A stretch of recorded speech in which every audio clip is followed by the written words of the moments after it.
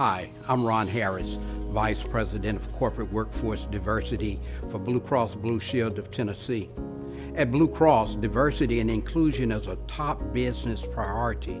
We believe every person should be valued and respected for who they are.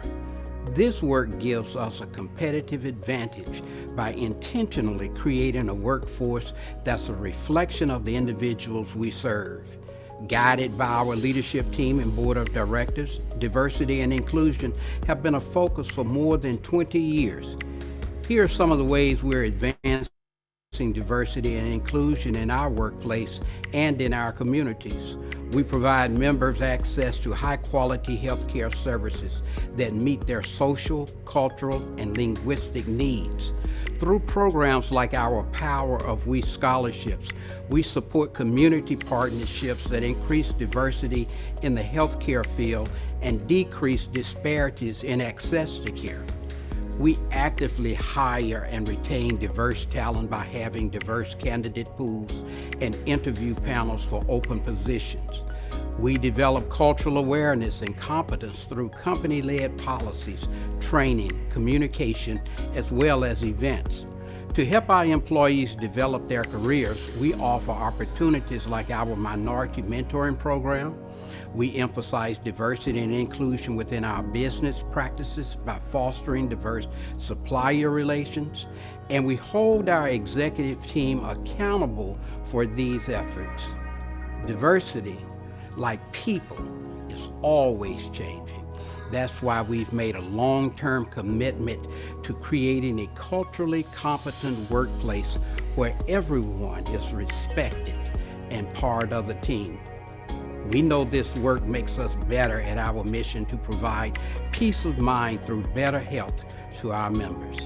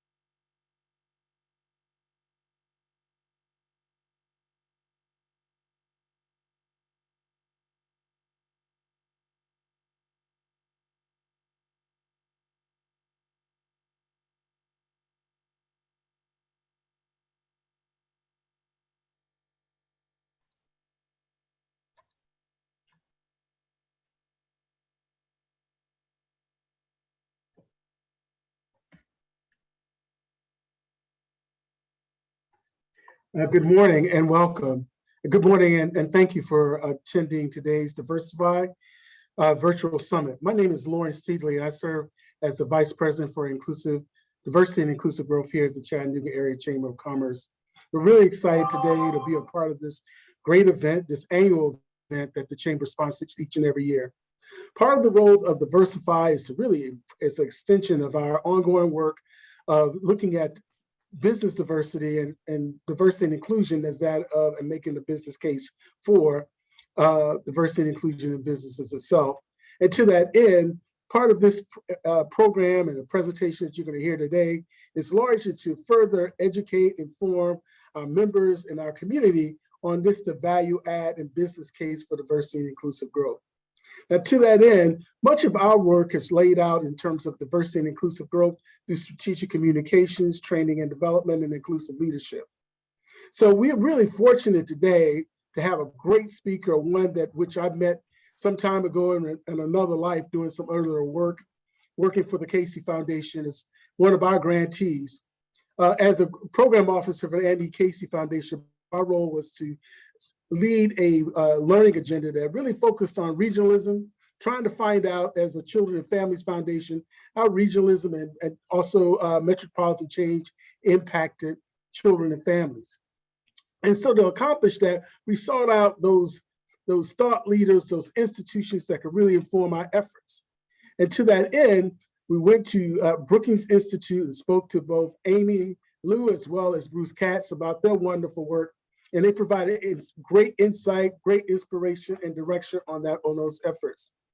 So, but just by way of this introduction, again, I just want to say this is not our new first encounter with Amy, and we're very pleased and very excited about having the opportunity for her to be here. Just by way of a quick introduction, Amy has held appointments and advised two administrations, presidential administrations. Her research informs efforts on inclusive economy, mobility, and prosperity. In addition, Amy Lou is the Vice President and Director for Brookings Metropolitan Policy Program at an Adeline M. and Alfred I. Johnson Chair in Urban and Metropolitan Policy. Again, she's a national expert in cities and metropolitan areas. Amy Lou translates research insights into actions on the ground, excels at linking local experiences and federal policy. As director of Brookings Metro, which is Lou co-founded in 1996, she pioneered the program's signature approach to state and local engagement, which uses vigorous research to inform strategies for economic growth and opportunity. Amy, I just want to take this special opportunity to thank you for agreeing to participate in today's event. And again, welcome, and I'm gonna hand it off to you. Great. Thank you so much, Lauren. And thank you to all of you this morning. It's great to be with you. And even though it's virtually, I'm going to go ahead and begin to share screen as I begin.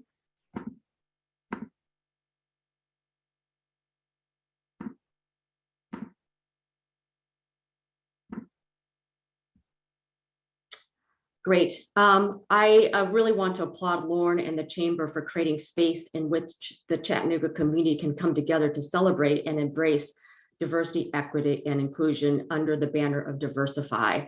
My talk this morning will explore the role the business community and all your partners can play to advance equity and inclusive economic growth. And as you all well know, the events of 2020 with the pandemic and the racial reckoning have further illuminated how the nation and the business community needs to do more to create an economy that works for more people, including being very intentional about racial inclusion. And because of that, a lot has actually changed in the economic development field in the last few years.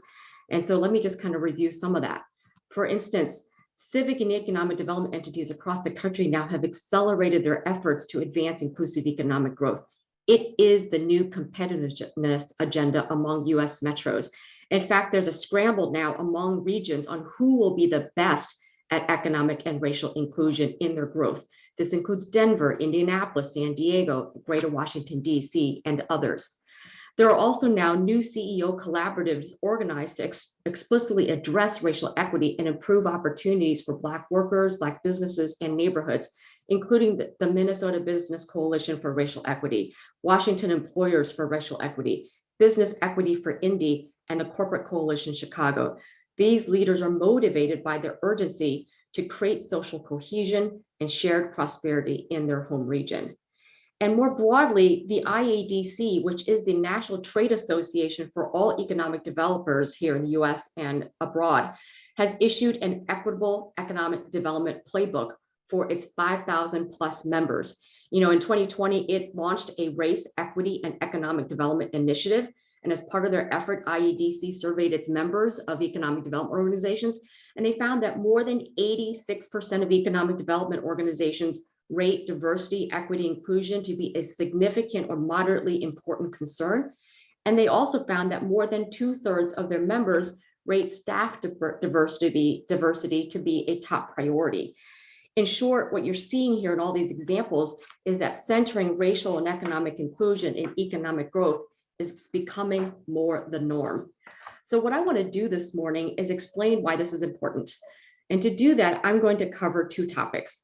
I'm going to share the business case for DEI and inclusive economic growth, and then I'll offer a framework for CEO action. And I'm sure a lot of this you may already know or be doing, and I just will be grateful to be just reinforcing your good work.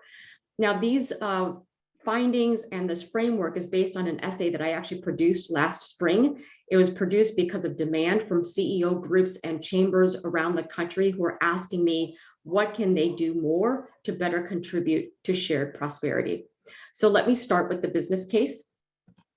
First, the American public, which includes employees, and your consumers, the American public want business leaders to condemn racism and do more to advance racial equity. These results are from a poll conducted a few months ago by Just Capital, which is a nonprofit dedicated to stakeholder capitalism. And they did this in anticipation of the 2-year anniversary of George Floyd's murder. What that survey found of Americans is that a whopping 92% of Americans want corporations to promote racial equity in the workplace. 77% believe the best way to achieve that is first by raising the wages of employees to a living wage. And then 68% of them say that of all this opportunity, companies are not doing enough to create real improvements at the workplace. And these sentiments cut across party lines. If you go beneath the headlines and the news headlines and away from the intense polarization of our politics, you'll find that the public desire for racial equity in the workplace is universal. 91% of independents, 97% of Democrats, 87% of Republicans all believe this would be a good objective. And if you're skeptical, I have to say that I actually sat in on one of the focus group meetings hosted by Just Capital, where they had a broad spectrum of workers in the room, and they all reinforced this finding. Now, the desire for companies to do more in racial equity is also shared among all age groups. There's this dominant narrative that it is the young workers today who embrace diversity, equity, inclusion. Yet, as you look at this chart, you'll see that 2/3 of workers at every age care about their employers advancing DEI and public policies, such as protecting voting rights for everyone. What you can see here is the one outlier is that the highest share of demand can be found among millennials who are now in their mid to late 30s and early 40s.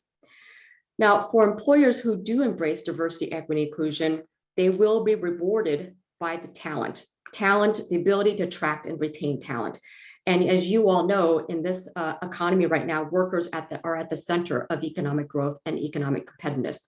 So for instance, what you see in this chart is that 67% of job seekers, again, not that dissimilar from some of the previous polls that I showed, 67% of job seekers place a premium on choosing employers that prioritize DEI, as confirmed by the previous slide, as I said. More recently, a poll by Benevity, which is a corporate solutions firm, they surveyed employees during the pandemic. 49% of employees said they are less likely to engage in in-person work if their workplace is not inclusive, and 37% they are likely to quit their jobs post-pandemic if their company fails to address racial equity as a top priority. Now, furthermore, firms that embrace diversity in their leadership teams deliver greater revenue and greater innovation than those who are less diverse. This is from a BCG report. It found that firms with above average diversity among their leadership team, which by race, ethnicity, gender, and industry experience, had greater innovation capacity. And the way they measured that is that diverse leadership teams companies with diverse leadership teams generated 45% of their revenue from new products and solutions, which you see on the right. And that led to higher earnings for those firms than those with below average diversity scores. So let me be clear here. This is not a zero-sum proposition. When employers embrace DEI, their companies and their economy grows, creating even more job opportunities for everyone. So this is a win-win proposition. And finally, but not least, I think it's important to note that business action on racial equity is good for Black Americans. In a survey of 30,000 Black respondents back in 2019, Black Futures Lab found that the #1 issue among those polled, more pressing than the presence of police brutality, is that Black workers' wages are too low to support their families. In short, what most Black Americans want are good jobs and a fair shot at economic mobility, an aspiration that employers are uniquely positioned to provide. Yet for all their aspirations, Black workers still face structural discrimination in the marketplace. As the chart on the right shows, Black and Hispanic head of households who do have a college degree, okay, those with a college degree still dramatically have less net wealth than white college graduates. In other words, lack of skills or education does not solely explain the prevalence of lower wages and lower wealth among Black and Hispanic populations. There is systemic marginalization in the marketplace, and employers can do their part to level the playing field. Now, you might be thinking that the focus on racial equity may seem a little bit overblown when Greater Chattanooga is majority white. Well, I want to clarify that 1 in 4 residents in the region is a person of color today, according to the 2020 census, and that is up from 1 in 5 back in 2010. So the region is diversifying. I also know from looking at the 2021 population estimates that the Greater Chattanooga region is actually adding population. It is growing. And as this chart shows, that might be because the region is benefiting from the rise of remote work, where workers now can do their jobs from any location. And you read about this in the press. More people may be choosing to work in more affordable places. And as you can see from this chart, the 1 year of the pandemic, first year, the work from home trend really hit large metros very hard, while benefiting small and mid-sized metros like Chattanooga. So what that means is that employers in the region are probably sourcing talent from across the country. And the national labor market is much more diverse than the local talent pool. Nearly 42% of residents identify as Black, Latino, or one or two more racial and ethnic groups in the country. So the bottom line from this entire section is that embracing DEI is good for business, whether you operate locally or whether you operate nationally, with huge upsides to reputation, to brand, to talent attraction and retention, to innovation. So what can CEOs do to advance equity and inclusive economic growth in their home regions? And as you saw from the earlier poll, most Americans believe businesses can do more on this front. So in my essay, I propose 3 sets of actions that CEOs can take. Business executives can adopt internal company changes. They can act as a coalition of CEOs in their region around a shared set of quantifiable goals and actions. And as board members of organizations like the Chamber, they can drive change through influential civic organizations. So let's start with the internal business changes. So CEOs can undertake an internal audit of their firm's diversity, equity, inclusion performance. And I'm sure many of you are doing some version of this. I like Rodney Sampson's 7-part audit. Rodney Sampson is a founder of Opportunity Hub. It is a tech incubator and a skills provider in Atlanta. What Rodney does is he uses this audit when he works with startups, scale-ups, and large tech firms so that DEI shows up in the business culture on day one and every day. So in short, the values of DEI ought to be operationalized in corporate boards and governance, among hiring, promotion, and HR policies, in corporate procurement and vendor services, in corporate innovation and product development. So firms are developing products and solutions that meet the needs of a much more diverse customer base. In the resources firms place on going to market and reaching more diverse audiences, and in investing in community impact, so that firms invest and empower Black and Hispanic businesses and communities through partnerships and philanthropy. So one good example of corporate action on DEI is One America. One America is a major financial services firm headquartered in Indianapolis Metro. Now, in response to a Brookings report a few years ago that found that only 26% in that light blue bar, only 26% of jobs in central Indy actually were good or promising, meaning they paid a family sustaining wage or offered healthcare benefits and full-time work. When the CEO saw how few good jobs there were in the Indianapolis region, he announced an initiative to improve the wages and promotion ladders for their lowest paid workers, raising their pay to $18 an hour or $34,000 a year. IU Health, which is the state's largest employer, then followed suit, following the actions of the CEO here of Scott Davidson. And you can see from this quote from the CEO, the reason he did it, he said, it makes business sense to ensure that the people holding these jobs feel valued and have a chance to advance. Now imagine what you could do as a coalition of CEOs. Now, because it's hard to change the structure of opportunity for a large number of workers or large numbers of families in Greater Chattanooga as an individual company. But if a group of CEOs got together and committed to changing a regional set of KPIs, some performance indicators, in partnership with public and nonprofit sector partners, then CEOs could actually drive much more meaningful shifts that can take place in multiple companies, in civic strategies, in systems and policies that together can create change at greater scale towards a dynamic, racially inclusive economy. So what does that look like?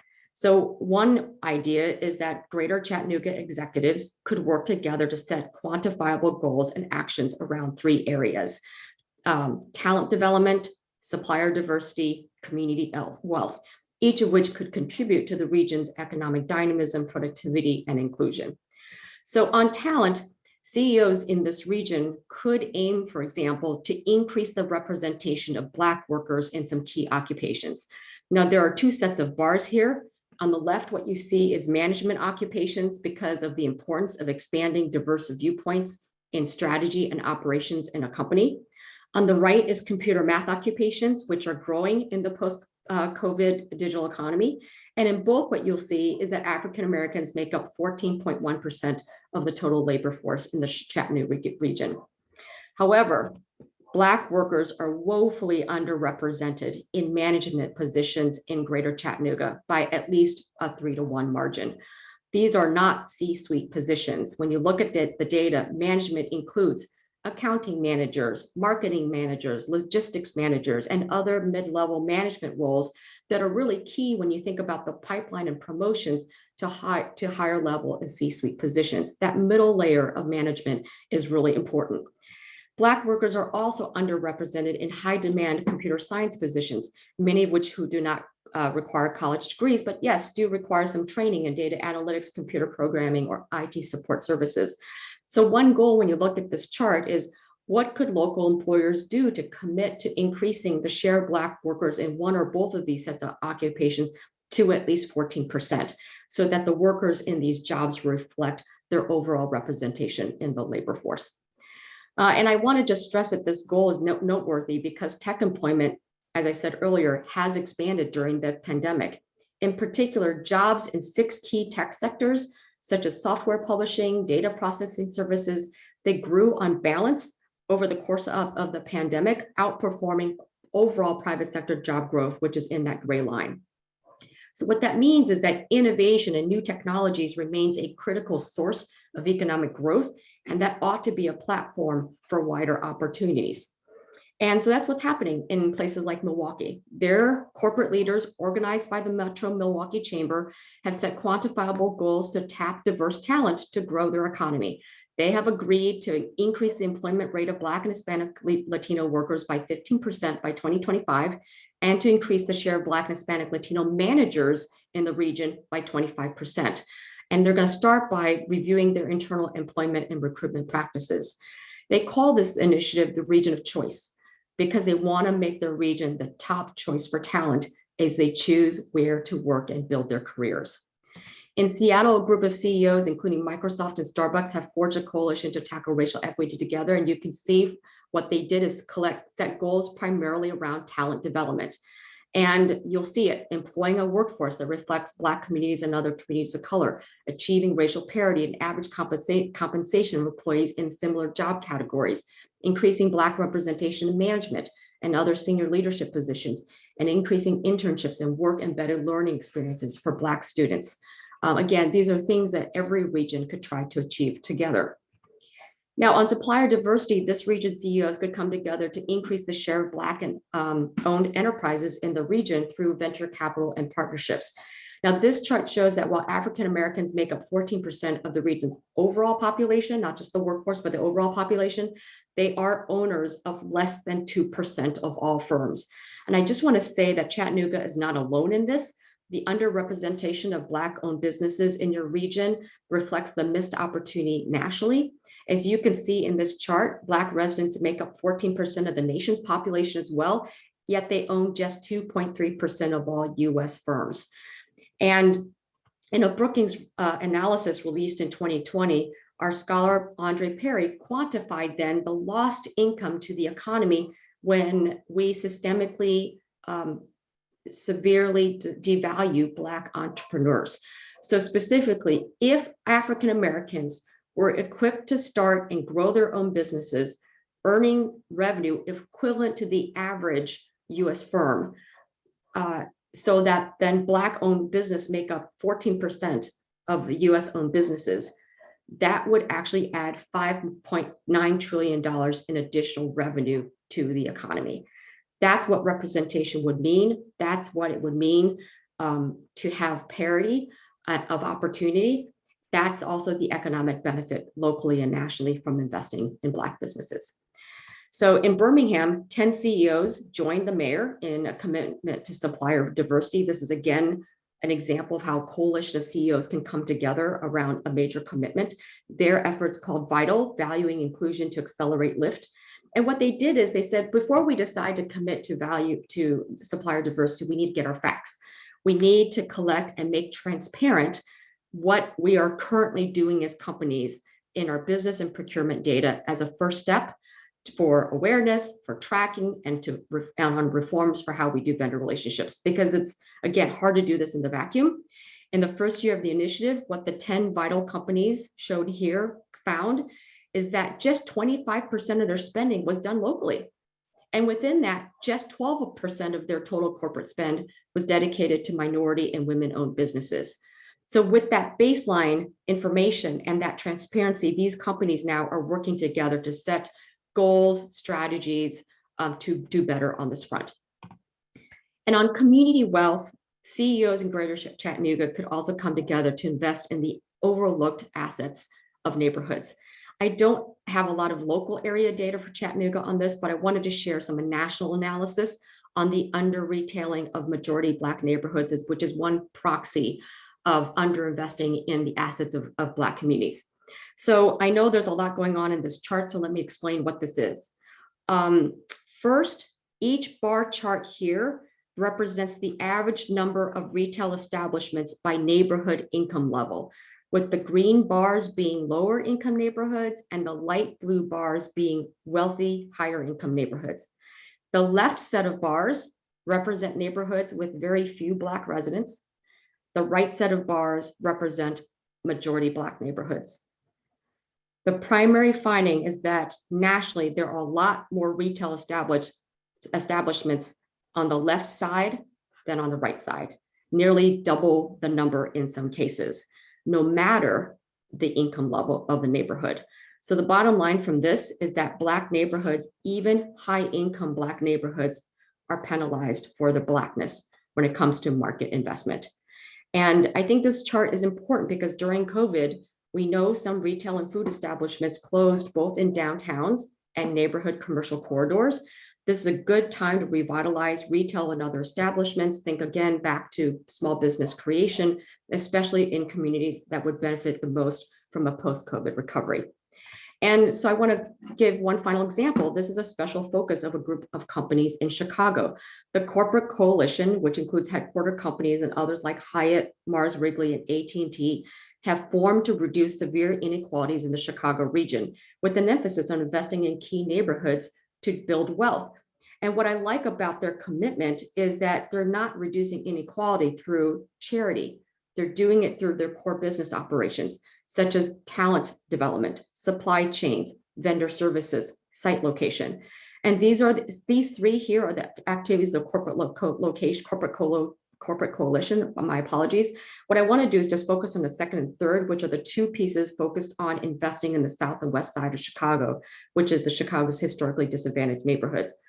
Both the Corporate Connector and the EPIC Fund aim to support catalytic real estate projects, such as commercial industrial properties, mixed-use developments, restaurants, retail, as I described, all led by communities of color.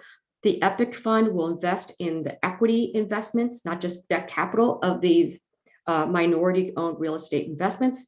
And the Corporate Connector will connect those projects with the expertise, the talent, the facilities, the purchasing power of the companies.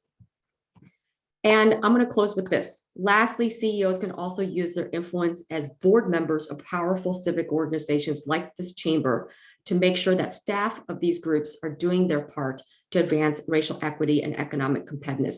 So let me just share two examples of what peers to Chattanooga Chamber are doing. So in Indianapolis, the Indy Chamber is an example of a holistic approach to economic and racial equity. With the support of its board, the Chamber has adopted an inclusive economic growth strategy in which the values of DEI are embedded across what has been traditional economic development programs. For instance, they launched an inclusive incentives program, which rewards firms that create family-sustaining jobs and rewards firms that invest in programs that remove barriers for local workers to access those good family-sustaining jobs, such as investments in workforce, childcare, transit. They have a partnership with the Department of Corrections to help returning citizens launch new businesses. And they have been serving as a CDFI during the pandemic, helping primarily women and minority-owned small businesses overlooked by traditional banks to access loans and technical services. And in Louisville, there's a group of healthcare CEOs, the Chamber, the city, the Urban League, and other nonprofits. Those groups, that coalition is working together to grow an AI health tech cluster with a strong focus on equity inclusion. Now, I put this example up here because so many economic development entities identify priority industry clusters, often to inform recruitment and retention strategies. This is an example of growing a tech cluster from within and leaning into the growth of innovation industries as a source of high quality, inclusive economic growth, as I described earlier. So there's a lot of bullets here. Let me just quickly describe what they are. The goal of this cluster is to broaden and diversify the AI talent pipeline, help existing companies adopt AI technologies, and then market the region for its AI capabilities. There's a lot of programs they've developed around workforce development, around some innovation centers and labs. But what I wanted to emphasize was the metrics for success. How do we know this is working? And if you measure it, you know what your goal is when you're being explicit.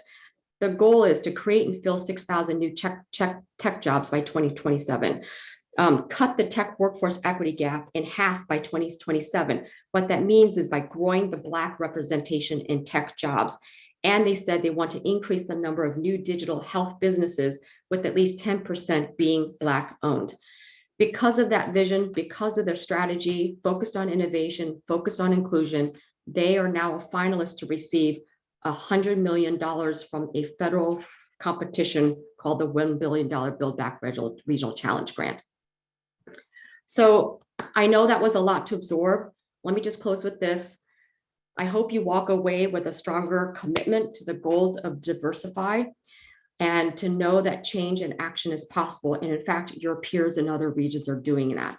And if you do the same with the same depth and commitment and systemic long-term view, you will certainly make Greater Chattanooga a truly dynamic and prosperous region for everyone. Thank you.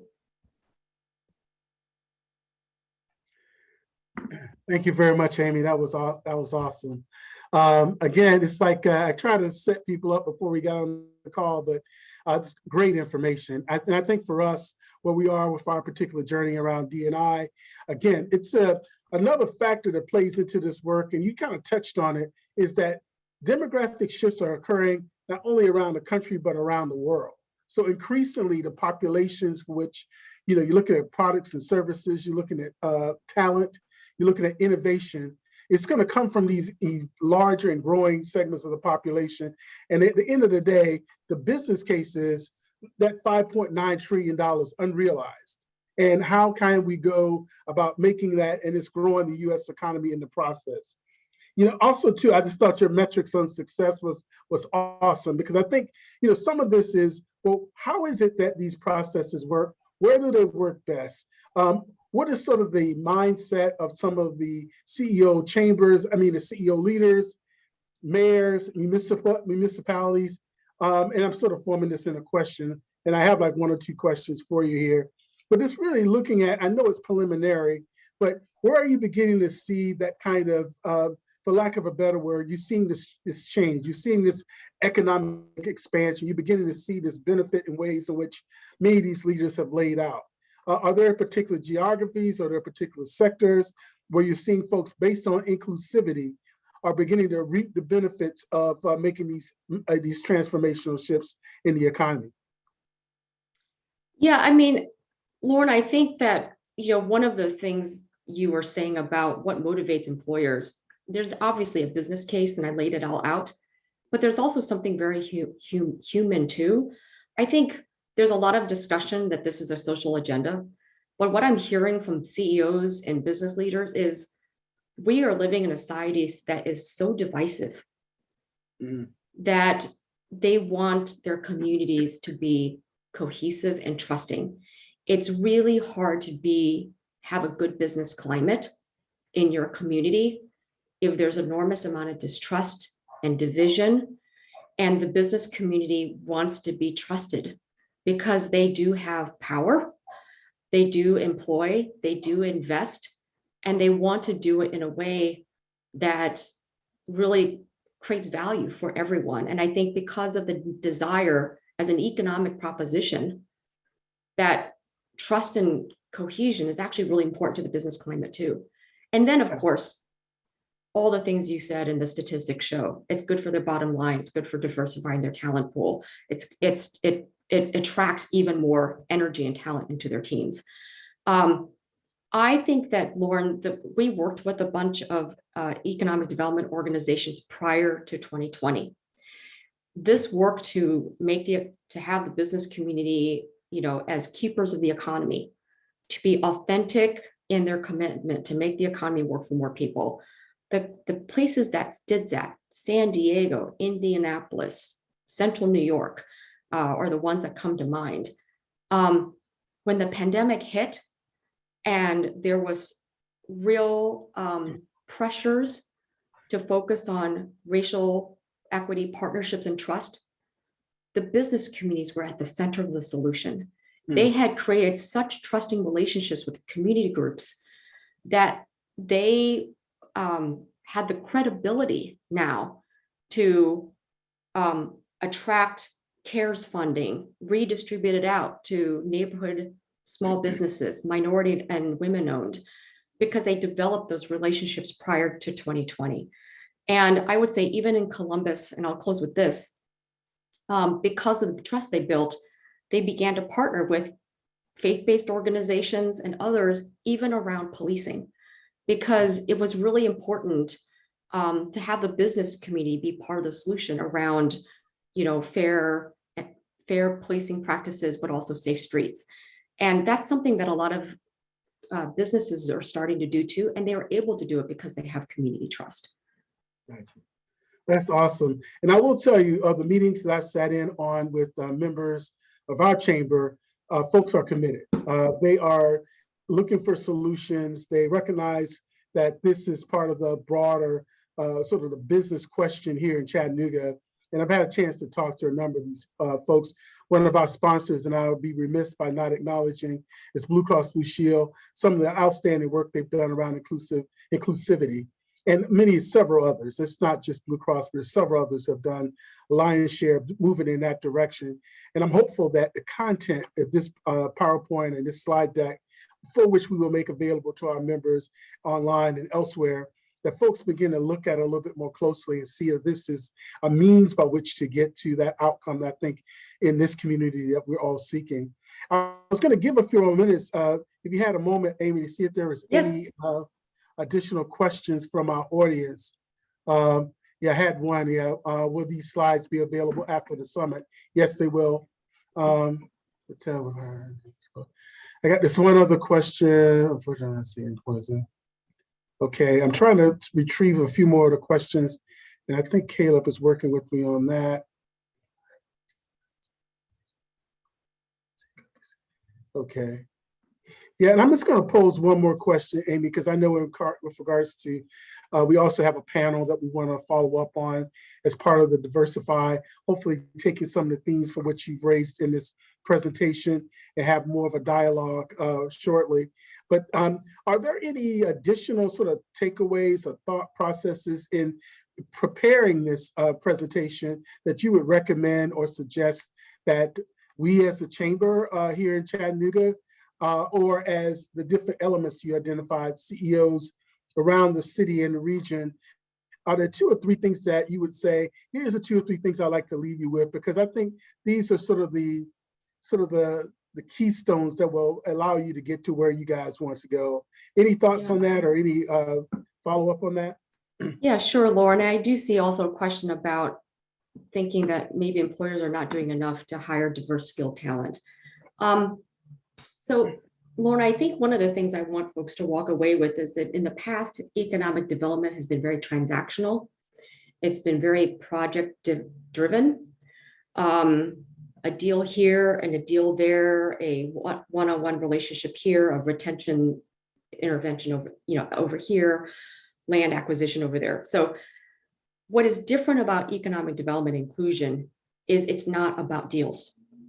It is about systems change, behavior change of institutions and employers. And the best way to do that is to set big goals.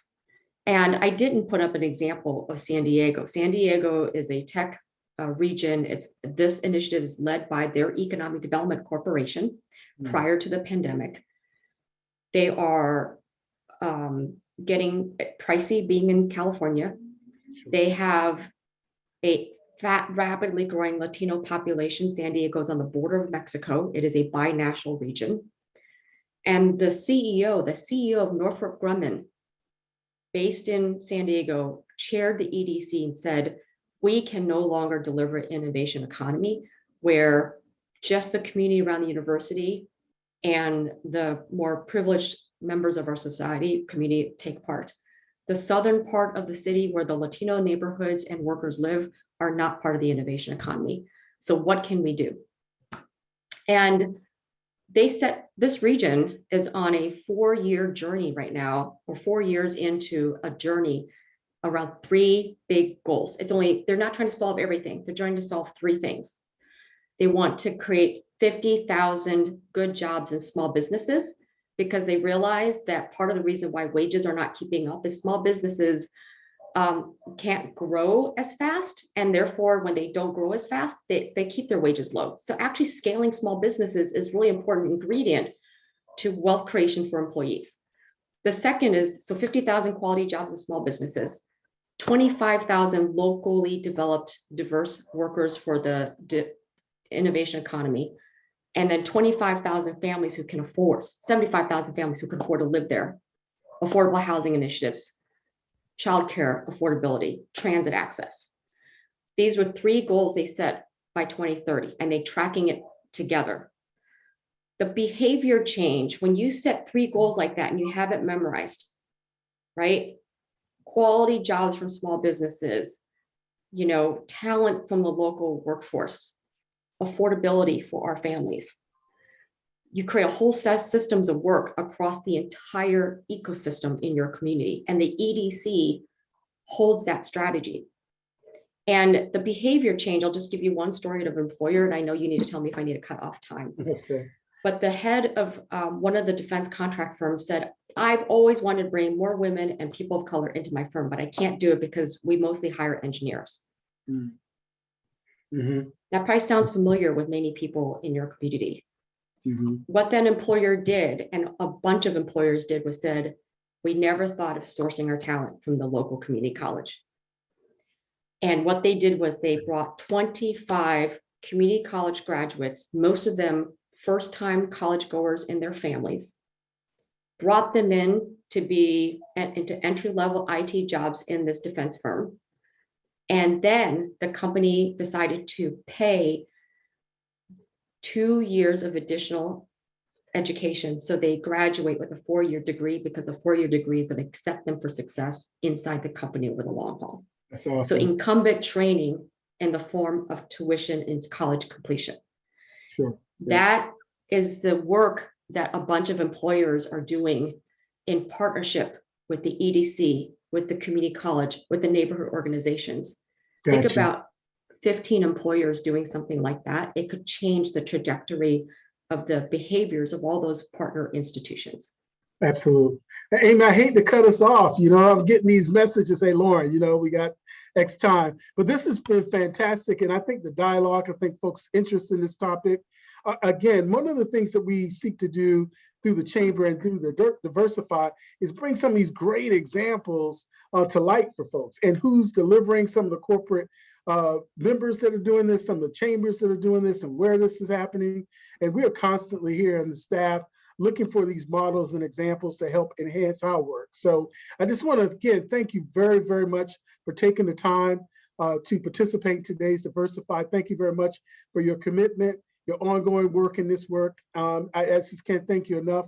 And this on behalf of the chamber, I just want to say thanks again and have a great day. And we'll definitely just be in touch going forward. Thank you, Lauren. Thank you for having me join you today. All right, thank you. So everyone, just real quickly, we're going to do a transition here. We're going to have a panel discussion. Much of it is picking up on many of the themes that Amy touched on earlier. And then we're going to have more of a dialogue around that, again, with a series of questions and answers. Based on the timing, because we're allotted for 11:30 as part of the Diversify. One of the things we're going to do at this point, initially we're going to take a little bit of a break and then transition right in. Well, I think we're going to bring in Dion Jenkins, who's going to serve as the facilitator. And then we're going to go into some dialogue around some of the themes that were raised. There was a lot of great content as part of this year's Diversify. Those of you who have questions, do not hesitate to put that in the chat. And as we go forward, we're going to make this recording available for folks. So really excited to see that you guys get access to this information. And again, the themes that we raised as part of Amy's presentation, there are particular examples that are used, but part of that is to show what the potential is for growing this economy based on these themes of diversity and inclusion. And much of that is all about how do we make this business case in a very substantial way that at the end of the day, it's Chattanooga as the destination of opportunity and possibilities. So if Dion's available, I'd like to welcome her, and then maybe we can start with our presentation there. Good morning, Dion. How are you? Good morning, Lauren. Thank you so much for having me this morning. I'm really excited about today's discussion. Awesome. Thank you very much. So just based on timing, I know we got about 45 minutes, and as it was the case last year, we kind of started slow with some of the dialogue in the panel, but then it got on a roll. So we want to give you the time. And so in terms of just next steps for everyone on engaged is that we're going to have a panel. I'm going to come back in terms of sort of a thank you, but there's going to be a Q&A talking about some of the local work that's going on based on some of the themes that were raised in today's panel. And I'm just going to turn it over to Dion. Dion? Perfect. Thank you. So I'm really excited to have three wonderful panelists on the call with me today. I have Nicole Brown, who's the manager of community benefits and diversity at CHI Memorial. Nicole's role supports diversity initiative, health disparities, and national and local health projects. Welcome, Nicole. We also have Justin Groenert, who is the Vice President of Public Policy for the Chattanooga Area Chamber of Commerce. In this role, Justin oversees all policy development and implementation of all aspects of government affairs for the business community of Chattanooga. And last but certainly not least, we have Ken Jones, who is the Senior Director of Procurement, Vendor Relations, and minority and women-owned businesses at EPB. Ken is charged with growing EPB's minority and women-owned business suppliers and dollars spent with them. That's very important. He works with all of EPB's departments and community partners to identify demands, disparities, and opportunities to utilize minority and women-owned businesses. So welcome to today's discussion. I'm so excited to talk with each and every one of you. And Amy Lou delivered just a wonderful, a powerful keynote address. And each of us, we are ingrained in this work. And so I know she touched my heart, but to talk about promoting racial equity and inclusive economic growth is really an important discussion. And so there were a few takeaways that I took from her presentation. And what was interesting is I kept saying, oh, I could take something from this slide and I could take something from that side. Like she just touched on so much. But I think some of the ones that really stood out to me today were about, one, just the business case for diversity, equity, and inclusion. I've been in this role 4.5 years now, and that's something we've been talking about for so long before what happened with George Floyd and all the racial incidents that we've had in our community. It's something we've been focused on at the credit union. But I think something that was interesting that maybe some employers may not realize was that percentage, that 37% of employees would be willing to quit their jobs if they felt like their employer didn't embrace DEI. And so that's something for business owners to really look in and to dig deeper in and see where they may fall short. But she also talked about creating a coalition of CEOs. And I know that's something the chamber's been really involved with. I know our CEO at the credit union has been doing that. And also just under investing in assets within the Black neighborhoods. That was powerful to me. So I'd like to turn to the panel. Nicole, I'm gonna start with you. What were some of your takeaways from Amy Lou's discussion? Hey, thanks again for this invite to participate in this conversation. It's very exciting. So I had a couple of takeaways. So I'll stick with two, if that's okay. Number one was when you think about minority-owned businesses in our community, and I also wanted to address how we need the financial industry to support minority-owned entrepreneurs. And I think about driving through my neighborhood and things like that. So what she shared was so powerful for our next steps of Chattanooga. And I hope that we are paying attention and being more supportive of those who want to take that bridge out to become entrepreneurs. And then the next piece that I thought was fascinating, even though we've already did this during the COVID pandemic, was to see the CEOs around the whole community come together for the sake of community. And I think that we don't want to lose that particular momentum because we can build a stronger, healthier community. And so those are my two takeaways. Not to say the other content was not, massive, but those were my two. Right. Great, thank you. What about you, Ken? What were some of the things that you took from that? Well, I also would like to thank the Chamber for having me today, and thank you, Dion, for moderating and such an awesome panel that we have on this call. And Amy did just an absolute amazing job articulating some of the challenges that we see every single day. So thank you as well, Amy.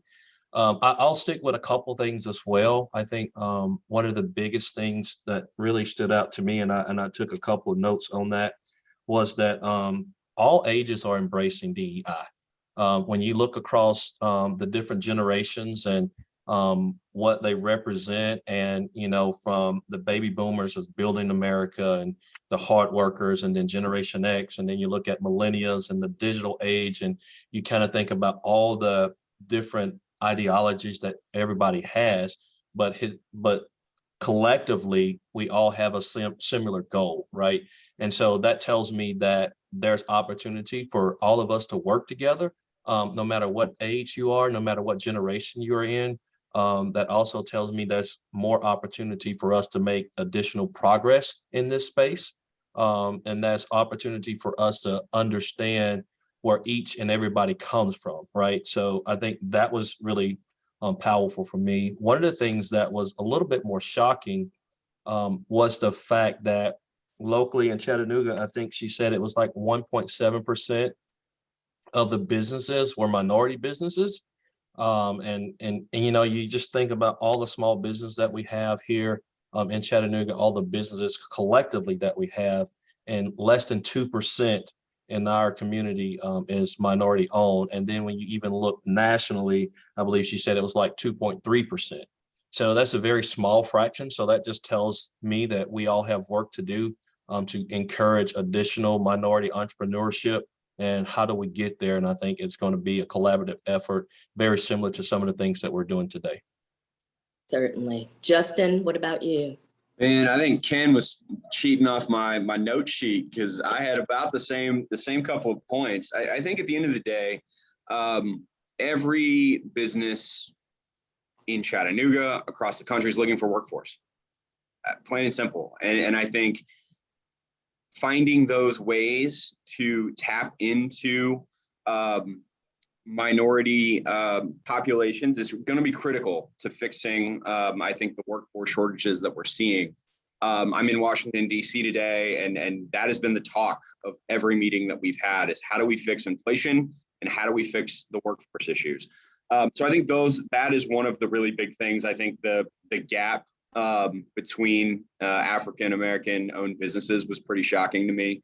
And I think there are some things that we're doing at the Chamber to hopefully help bridge that gap. But again, I think those are the two takeaways. I think there is an absolute no-brainer business case for this kind of work. I'm proud of the fact that the Chamber has been involved in this for a long time. I think Lauren and Darian's work is paying major dividends already. And so, yeah, I think there's a lot of work to do, but I think we're certainly at the table helping move this forward. Yeah, absolutely. And Justin, you're actually kind of leading me into my next question about inclusive growth, because this discussion is very timely. And I know the Chamber is working on a procurement pilot program. Would you talk to us a little bit more about that pilot and kind of what the Chamber's doing in that work? Sure. So again, I think one of the big things that we've taken away from this is how do we help get minority-owned businesses the tools and resources to go to the next level and thrive? And how do we find those partnerships to really make sure that we're helping connect people that are looking for opportunities with people that need this kind of work done? So we're working on a procurement pilot program. We've got Lauren has done an amazing job putting out a fully laid out plan. It's a 90-day plan, but really the objectives of that are to increase the procurement opportunities to historically marginalized businesses, to expand their economic activities. We want to develop a cohort of procurement and supplier diverse businesses to promote an inclusive economy in Chattanooga and Hamilton County, and obviously build this procurement pilot to drive a diverse and inclusive economy here in Chattanooga. So, you know, you look at opportunities that are out there, right? The transportation bill that Congress just passed is going to infuse billions into our economy. Where are those suppliers, and how can we help put, you know, maybe a minority-owned business that doesn't really have the expertise into getting into some of this work, contractor work, subcontractor work, and how do we get them connected to be on a path to get some of these contracts for some of this money that's coming through the federal government to improve our infrastructure? Looking at some of those partnerships, I think will be really critical going forward.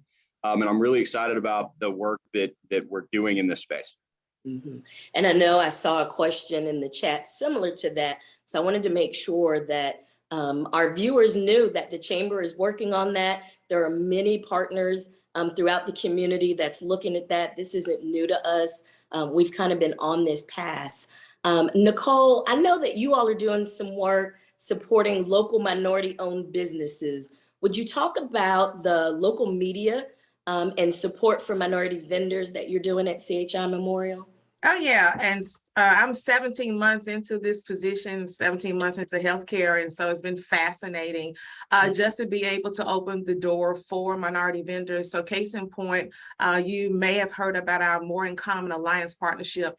That is our parent company, Common Spirit Health, partnership with the Morehouse School of Medicine, where it's $100 million over the next 10 years, where we are increasing the number of Black physicians and hospitals around the country. So to that point, CHI Memorial, and thanks to the leadership of our CEO, Janelle Riley, she said, I want those students here at CHI Memorial in Chattanooga first. So what happens with that? So Morehouse School of Medicine has to come here and have, for example, rental space. And who's going to clean the rental space? And so I was able to identify a minority, veteran-owned janitorial service to be able to take care of that space. And then when you think about some fun opportunities here within our health system, we love to eat, although we need to eat healthy, but we love to eat. And so how do you bring in the minority food truck? So you just invite them to come to our campuses, set up shop, and allow people to have that experience. And then also too, when you think about other opportunities with media, how do we promote our programs for our target demographic for our patient services? And so we have media campaigns with a couple of stations to be able to successfully reach our target audience. And so it's very exciting to be able to come from one of those media companies myself.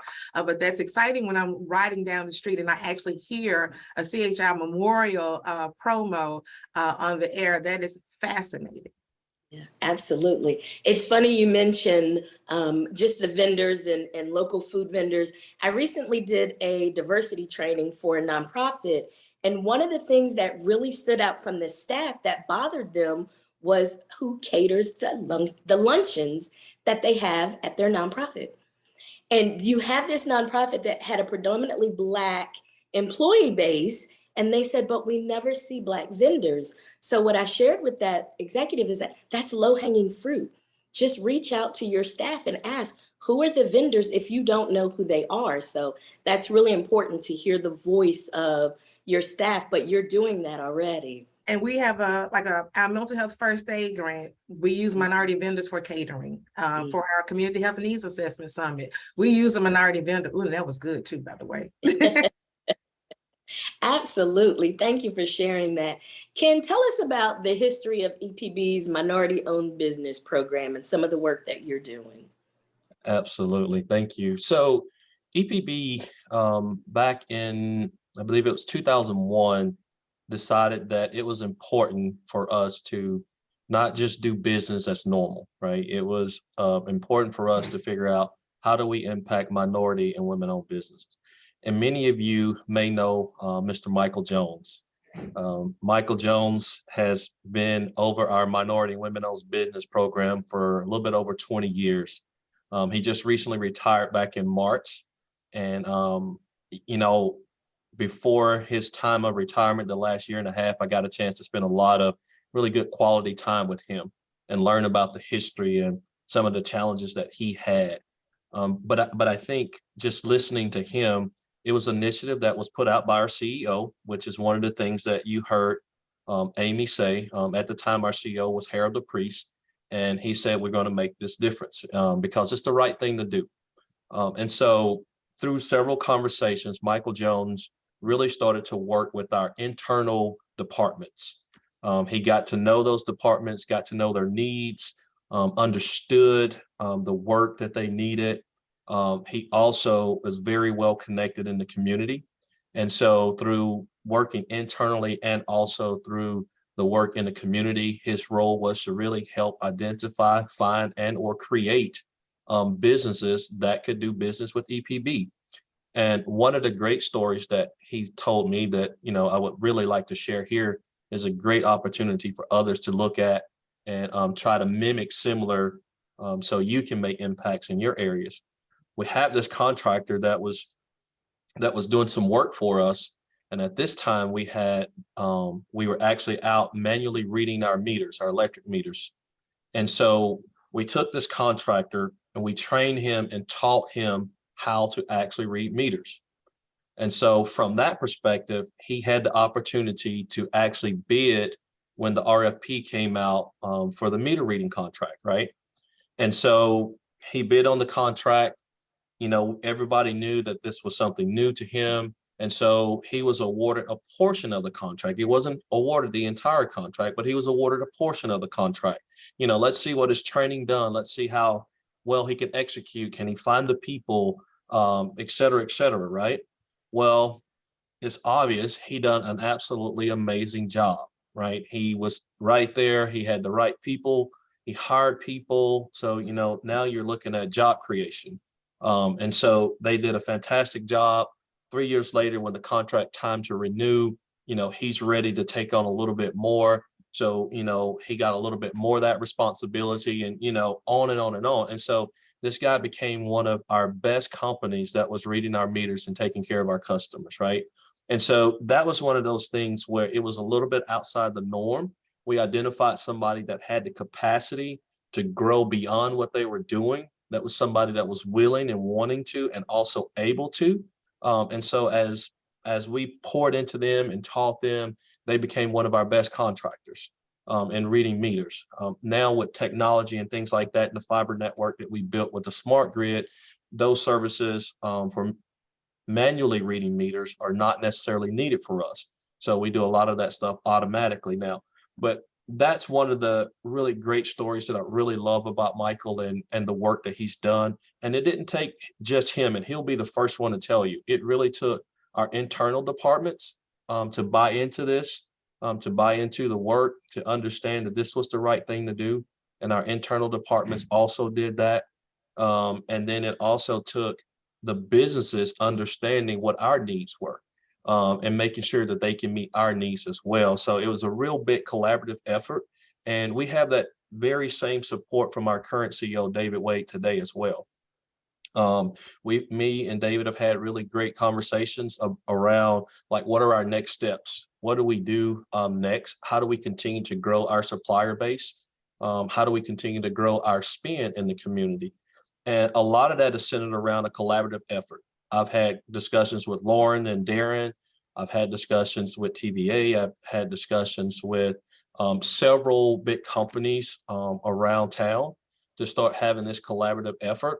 And I think one of the bigger things that all of our big employers really needs to start doing is looking at our policies.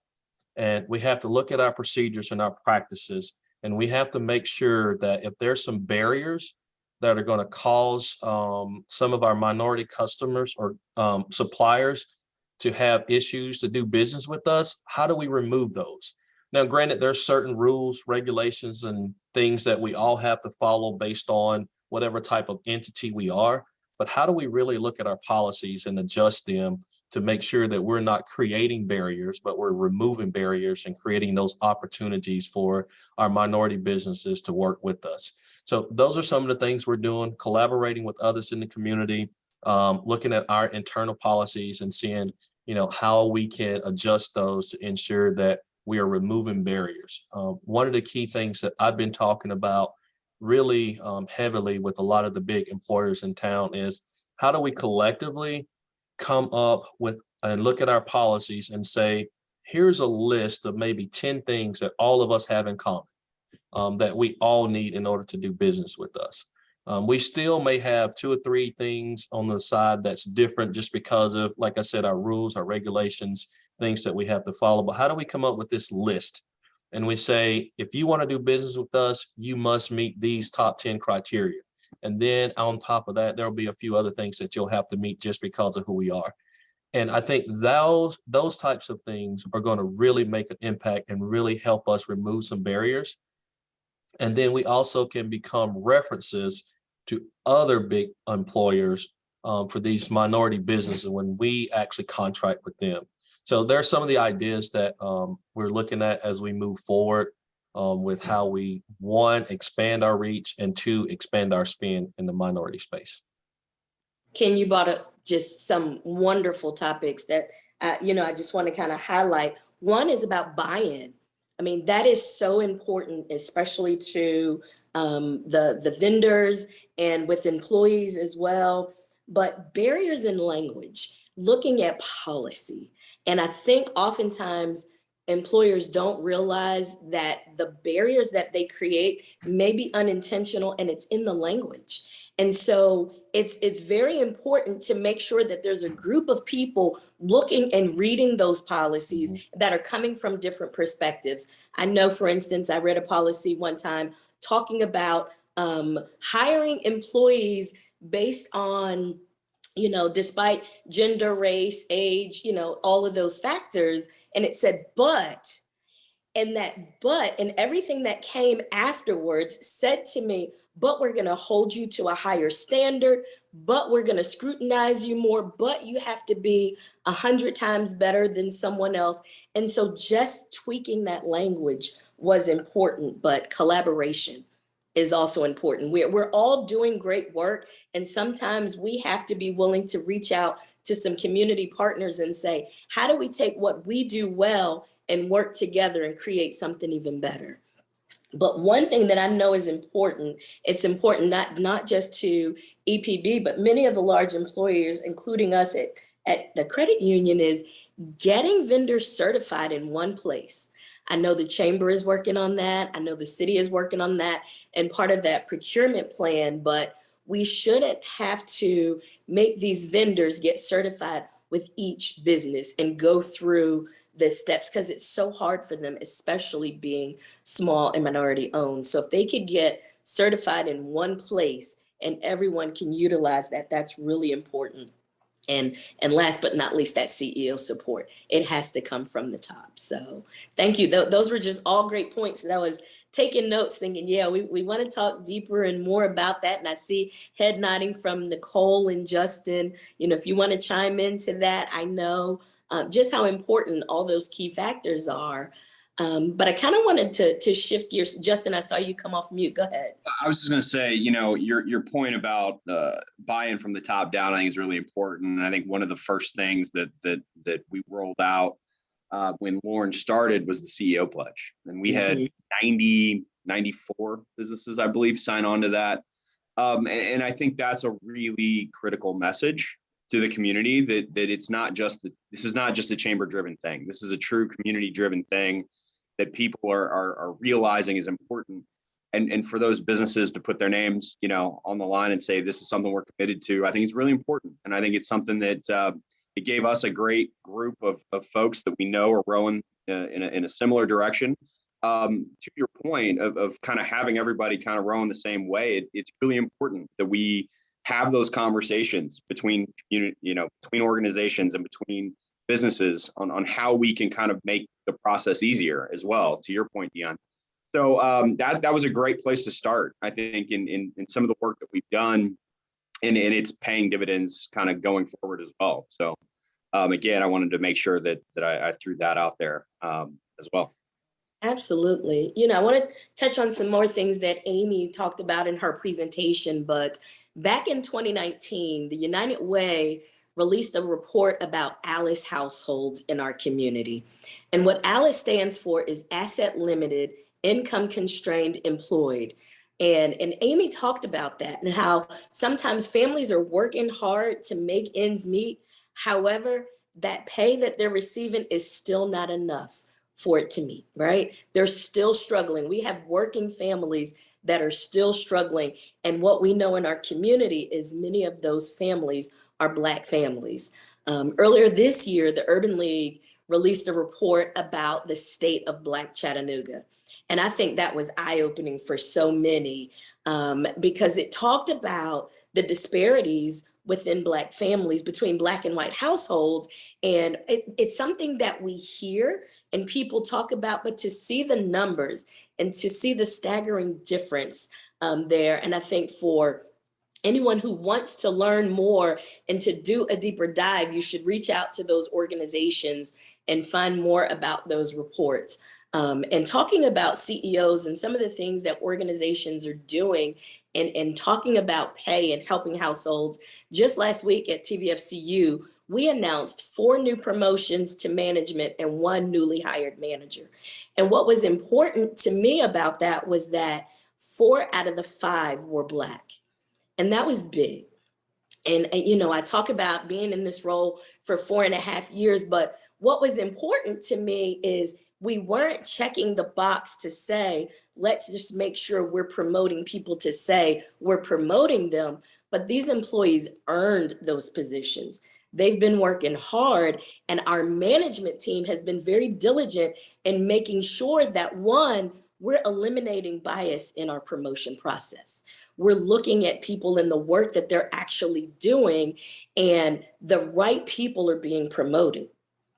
But also understanding that managers have to make sure that they're growing their team from within, right? So how do we promote the team within, and making sure that managers aren't just finding like-minded employees and only grooming them for promotion. It's grooming the entire team, and that's important. Nicole, I know that you're involved in some leadership recruitment and minority new hires in 2022. You talked about the Black physicians and some of the things that you guys are doing there. Do you want to elaborate more about that, the leadership piece that you all are doing there? Absolutely. So I know I joined here January 4th, 2021, and it was myself and our market director of human resources, Ray Smith, minority female, that joined our leadership team. And then our president and chief operating officer, Dr. Rhonda Scott, a native of Chattanooga, we successfully recruited her to CHI Memorial, which will speak volumes as I think about growing up here in Chattanooga and not seeing many women in leadership positions that look like me. And so the thing that she will be able to accomplish, not only from a lens of the healthcare industry, but just being able to motivate other young people in our community is very powerful. And then most recently, our Common Spirit Health Fellow, that's our corporate company. There's a program for students in graduate school who are pursuing leadership positions in healthcare. So just a few weeks ago, our interim director of operations, which Ken, by the way, you met her at BPATH a couple of months ago. So Amber Lucky, a minority female, is now the interim director of operations for our Georgia hospital. And so when you think about all of these opportunities and being intentional to recruit people to leadership positions, and then I'm excited, I can't give everything out, but I can say from a minority physician lens, you're going to see something very dynamic happening here at CHI Memorial in September. And so we are definitely doing our part from not only a recruitment, but a promotion, and just being able to take our health system to the next step. When you think of a cultural competency lens, when you think of being able to inspire the next generation of healthcare workers, I believe that we are in the smartest generation, and we together can do anything. And this is one of the steps when you think about our leadership opportunities. Yeah, absolutely. And I don't know if people understand just the importance of having representation, right? Representation matters. And when people see that you're hiring minorities and you're hiring women, and they can see themselves within that organization, they're more inclined to apply. Often in financial services, people are saying, we can't find Black bankers, we can't find Black lenders, and it's because they don't see themselves there. And so the more that we can promote and show that we have people and the support, it's so important not only to put people in position of power, but to support them while they're there. And so making sure you have the right folks in place and that they're getting the support that they need. Ken, I know in your role, you guys are working to increase opportunities at EPB. Do you want to share your plan of action and some of the things that you're doing and planning to do moving forward? Yes, ma'am. I'll be happy to. So, EPB actually is working with a couple of different initiatives, and I'll talk about them. One, internally in our HR department with our Director of Inclusion and Diversity, Keitha Richardson, one of the initiatives that they have working with Chattanooga State currently to identify individuals that have been underrepresented and also are having difficult times getting into maybe like a corporate environment like an EPB or some other companies like that. Well, we're creating this course to where they go to Chet State for X amount of time. They get some very needed skills to move into the corporate world, and they got some things that they have to work through, what have you. And then they come into EPB where we share with them like all the different opportunities that we have. And then based on some assessments, we placed them in certain roles. Because if you think about a company like EPB, we have legal, we have marketing, we have commercial sales, we have customer service, we have vegetation, we have lineman work, we have fiber optics work. We have this whole array of all these different opportunities and different jobs that are in here. And to Nicole's point, sometimes if you don't see somebody in those spaces, you don't see somebody in those roles, then you don't know that that's an opportunity for you, right? And so we're bringing individuals into our company, not just showing them the work, but actually teaching them how to do the work, teaching them how to function in a corporate environment, teaching them, the do's and don'ts, and really giving them some skills that are going to be helpful and beneficial to them, not just with EPB, but also if and when they leave and go somewhere else, right? And so I think, when we start to look at programs like this and start to create those pipelines, I think success looks a couple of different ways. One, success looks like, does EPB actually hire this person and become a full-time employee? That's the ultimate success story, right? But there's also other success stories that comes out of that. We had some people that came through last year, and one person left and went to another job somewhere in New York. We also had a person that came through the program last year that did not get hired specifically with EPB, but because of the things that they learned at EPB, because the influence that they got from EPB, they went back to Chat State and got a certificate. And then that person is now working at another company based on that certificate that they won, right? And so there's all kinds of ways that we can measure the success of stories like this. It doesn't always have to end up with them being hired at your organization, but it's about how do you prepare them? How do you help them get ready for whatever that next opportunity might be, right? And I think it's things like that that we as an organization and other organizations could be thinking about, because we all talk about the pipeline, right? We all talk about the lack of having talent, right? But the question is, what action steps are you taking to create that talent pool that you need?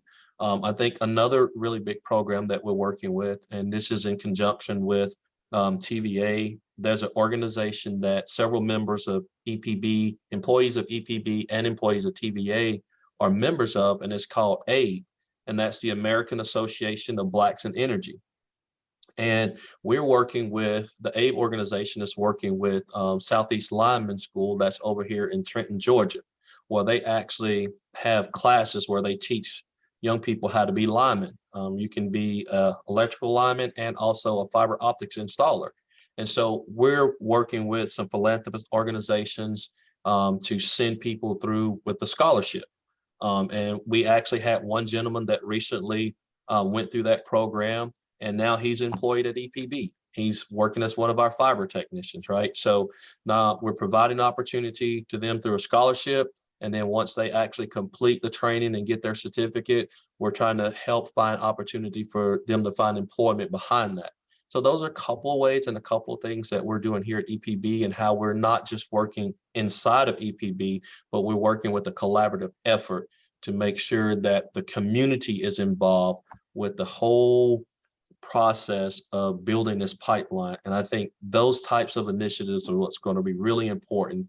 And, those are what works for EPB as a company, right? And just like some of the things you heard Nicole talk about and what they're doing, so each one of us are going to have slightly different things, but let's take some actions to build our pipelines and not just say we need pipelines of people. Absolutely. Great points, Ken. You talked about some of the back office positions that I think people don't often think about, like the marketing, the human resources, the IT. We have that in financial services also. People always think you're thinking hospital and healthcare, you're thinking doctors and nurses, but you still need others to run the organization with any organization. And so that's something that I know we really talk about with students. We spend a lot of time in the universities and in the high schools talking to students about, you don't just have to be a teller at a bank, you can be the attorney. You can work in human resources and some of those back office positions in administration. Justin, are there some things that you all are doing that the chamber about leadership recruitment or hiring? I know you all are a much smaller nonprofit, but if there's something you wanted to touch on that, I didn't want to miss out on on having you chime in. And you are on mute. Yep. Sure. I mean, I think a lot of what we've already kind of talked about so far, obviously the procurement pilot is a big piece to this, but I also think things like the Construction Trades Academy and some of those things that are in distressed neighborhoods that I think we can help sort of recruit people that may not consider that the trades are an option for them. And to be able to put them in positions to try new things, see different opportunities out there, I think will pay dividends in the long run. So again, those partnerships that Ken talked about with Chat State, I think are going to be critically important as well. Through our high schools, I think all of those opportunities, I think, will ultimately help grow that talent pipeline and hopefully keep it in Chattanooga and help build that segment of our workforce. So I think those are some of the things that I would certainly highlight as we continue to grow, obviously, the procurement pilot and hopefully get it into a full-time program. I think that will be another one of those places where I think we can see a lot of really good results. Right, absolutely. And so we have about 10 minutes left. Nicole, I'll let you talk. But what I wanted to say is in this last 10 minutes, if you have questions for the panel, please start putting that in the chat so that we can get those questions answered. Nicole? Yeah, I just wanted to say for everyone that's watching and encourage other people to be innovative in your organization. So CHI Memorial, we have a couple of institutes with the Future Ready schools where we are creating the new workforce, the healthcare workforce. And so I would just encourage all of us to continue to be innovative. And so when you think about policies or the structure and strategies of things that are required, and we've been doing this for so long, step outside of your box and create that space. So what does it mean that you have to have an 18-year-old do a certain task? Come together, have a conversation and recreate, be innovative so that we can allow the next generation to come and get trained by us while we are still here and not retired at this point. So those dreaded words, we've always done it that way, right? That drives me nuts, Justin. And my question is always why? Tell me the why behind it, right? And so as we get questions in the chat, I do know that people have asked if they would have access to the contact information of the panelists. I think all the panelists would be okay with the chamber sharing that information so that you can reach out to us. Yeah. So before I go to the Q&A and see if there are any questions, are there any last points that the panelists would like to make? Anything that we haven't talked about, something from Amy's presentation, something about your organization that you want to make sure that this group hears? I want to give you all that opportunity now before we run out of time. So I'll be brief because in respect of time.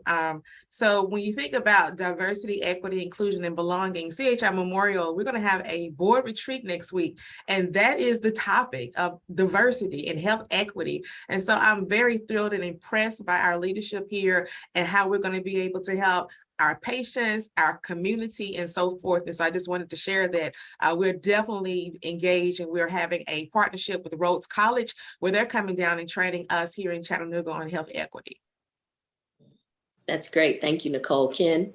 Yes, ma'am. Thank you for this opportunity, Dion. I just want to say, part of my role is to make sure that we find additional minority businesses to work with, right? And so when you start thinking about what can I provide to EPB, I want you to just think about if you have ever been in our buildings, any one of them, whether it's downtown or any of them, you think about all the stuff that you see, whether it's furniture, whether it's pens, papers, pads, all the stuff that you see outside, bucket trucks, the vans that we drive, the poles that you see, the transformers that you see. I mean, we buy everything from everything to janitorial stuff to paper towels to, you name it, nuts, bolts, washers, we buy all of that stuff. And so start thinking about, what products I might offer, what services I might offer. Reach out to me. I know there's been questions about, can you contact us? Of course you can contact us. I want to just say, we're committed to this work. Over the time, you heard me talk about Michael Jones, over this time that Michael was in this role and even now going forward since 2001, we've invested about $90 million in our minority women-owned business. And a lot of that, just our last year numbers, I think the local spend on that was about $3.5 million, which is roughly about 35% of our minority spend was spent right here locally. And then when we look regionally, which is basically all the states that touch Tennessee, that spend is about $5.5 million, which is roughly 53% of our spend in that minority space. So we're committed to this work. And if you think you can be a supplier for us, reach out to me. I'd love to talk to you. I'd love to spend some time with you and see how we can build some synergies around that. That's great. Justin, do you have any last words you'd like to share? I want to thank the panel. I want to thank Lauren and Darian and our entire team for the work that we do.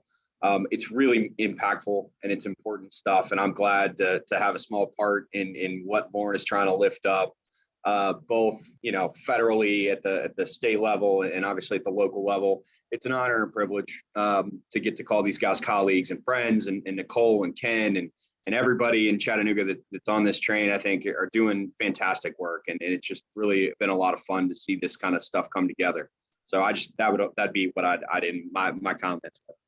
Absolutely. And one thing that I'd like to share with this group is at the credit union, one of our community givebacks is we provide free DEI training for local nonprofits and small business owners that can't afford to pay for a full-time DEI officer. So it's some basic information about how you can get started on this work, looking at what you do and just the things that we can kind of help you with, and talk about how you can implement DEI in your policies and your practices. And so if that's something that you're interested in, please reach out to me. If there's something more specialized, there are a group of DEI officers here in the Chattanooga community that would be willing to work with you. For instance, if you're in healthcare and you want someone specific to healthcare, I can help connect you with the right people. So there's no reason that any business in our community should not be doing DEI work at some level. To say we don't know what to do or how to get started, there are people out here that will help. So we're not accepting that excuse of we don't have it, we can't afford it, because we're offering it. There are people out there willing to do it. And so I'm going to go into the Q&A. I don't see any questions. I think everything has been asked and answered. We've got 3 minutes to spare. Lauren, I'm going to turn it back over to you, but I want to thank this group of panelists for a wonderful discussion and dialogue. And I encourage you all to watch the repeat if there were some things that you missed, because I know the chamber is going to make that available. Lauren? Thank you very much, Dion. I want to thank Nicole, Justin, Ken. I want to thank you guys for taking the time out of your busy schedules to be with us today and offer your great contributions to this topic. I just want to also lay out to folks, through this lens and the way this was presented, the work that was presented, this is a very inclusive discussion. So when we talk about diversity and inclusion, there are broad swaths of the population that are very much a part of this discussion. And so we say that we talk about veterans, LGBTQ, we're talking about women-led businesses, businesses of color. This is folks with mental and physical disabilities who are business owners. So this is a broad conversation that we see as a means to really take this economy and really expand and grow it. So these are just what we're starting from in these conversations. And in some ways, sort of like what Nicole mentioned earlier, I've been here since November of 2020. And much of this work is just getting some of this traction, building these partnerships that Amy Lou spoke of, looking at policy, getting that trust through our CEOs, many of which who are committed. And as you heard from Dion, Nicole, as well as Ken, corporations across the city are doing this type of work. So we're really excited about where this takes us going forward, and just being mindful. We got 2 minutes. I just want to be mindful and let you guys know that we have a Diversify Forum, something that the Chamber sponsors typically once a quarter, and it talks about topics that are associated with these conversations from today. We're obviously looking at procurement a little bit more closely because we're in the process of launching the procurement pilot. So stay tuned for that. My expectation that it'll probably be closer to around June. The other thing is, as I close out, I just want to thank everyone and just make people mindful of this coming weekend is Juneteenth. It's a federal holiday commemorating the liberation of African Americans from slavery. I noticed around the city this today or yesterday, flags that were being flown in celebration and honoring this very significant event that's taking place across our country and involves each and every one of us. So on behalf of each and every one of you who've taken the time out to participate and diversify, also to our wonderful sponsor, BlueCross BlueShield, I can't thank you guys enough. And for those of you who have questions about this content, not only are we going to make it available on our website, we're going to definitely get it out to some of our social media platforms. So stay tuned for that. And if you need to get in contact with me, I serve as the Vice President for Diversity and Inclusive Growth. My email address is lsteedley@ChattanoogaChamber.com. Feel free to forward questions or comments to my attention, and I'll try to get to those things as quickly as possible. Thank you again, and have a fantastic rest of your afternoon.